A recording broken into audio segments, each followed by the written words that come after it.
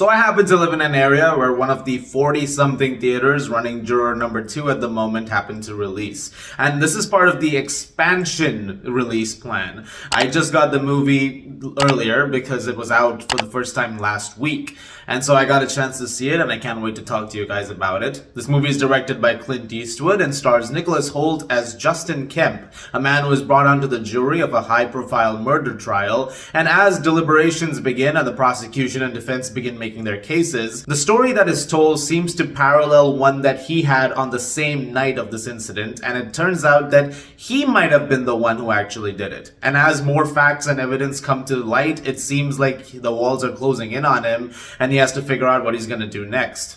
Clint Eastwood at 94 is still making movies.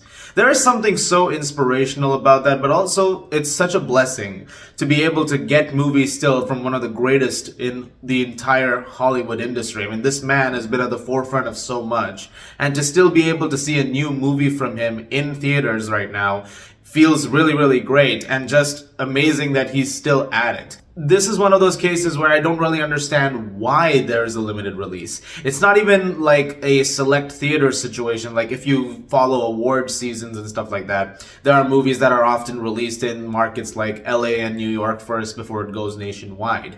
This is the nationwide rollout that they've done. There weren't any early screenings for it either. And it doesn't really seem to have a discernible reason as to like why this is happening. And I do hope more people get a chance to see it soon because it's a really good movie. And I would go so far as to say it's his best in a long time.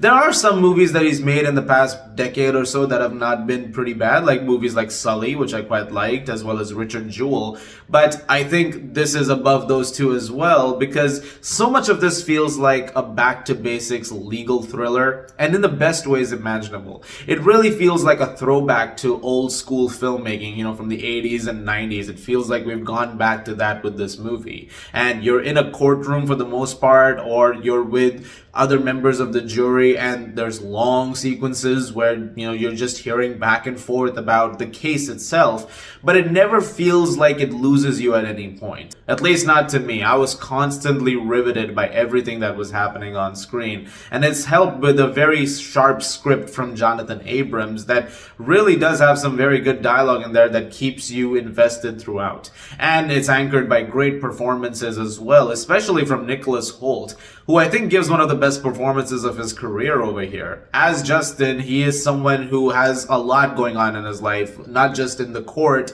but also personally. His wife, played by Zoe Dutch, is about to give birth to their child, and it's a high-risk pregnancy, and so he has to be there as well. And so he's trying to figure out how to navigate through that and things that have happened before in his life, while also having to deal with the fact that this trial could very easily swerve into him being involved in the center of it all, and then he being in trouble. And so all of this is sort of colliding against each other, and it makes for some enthralling viewing. Toni Collette, who plays the prosecuting lawyer as well, she's really, really good, as well as Chris Messina, who plays the defense. There are other members on the jury who get a chance to shine as well, like of course J.K. Simmons is really good, and Cedric Yarbrough, who plays one of the more contesting people on the jury, who keeps trying to figure out whether or not the verdict should go a certain way.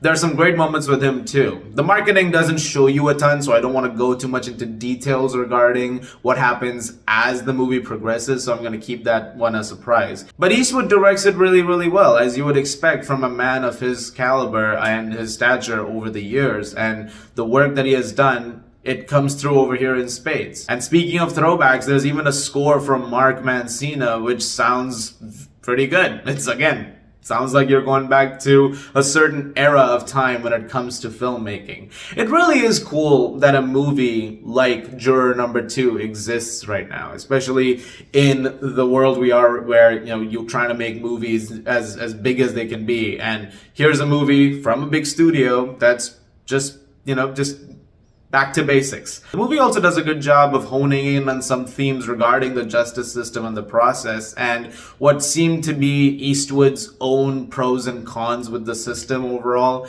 especially when it comes to doling out a judgment, whether or not it's right or wrong, and the consequences that a certain choice could have.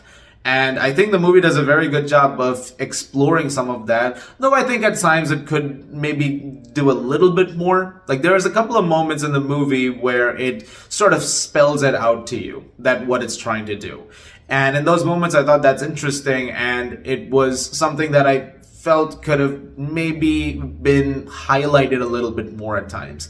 So while I think that the dialogue works very well, there were some times with those larger themes and discussions that it wants to have where I felt like it did sometimes lose a little bit of that in the process. But despite that, by the end of the movie, I had a very good time with Juror number 2, and I think it's a movie that, again, a lot more people should see. And again, it really just saddens me that a lot of people aren't getting a chance to see it right now. If there's a reason as to why it has this limited release, I wouldn't know, and genuinely, if anyone has any answers to that, please let me know. But as it stands, it's a movie that, again, is just very good and demands your attention for sure. I'm gonna give Juror number 2 an 8.5 out of 10.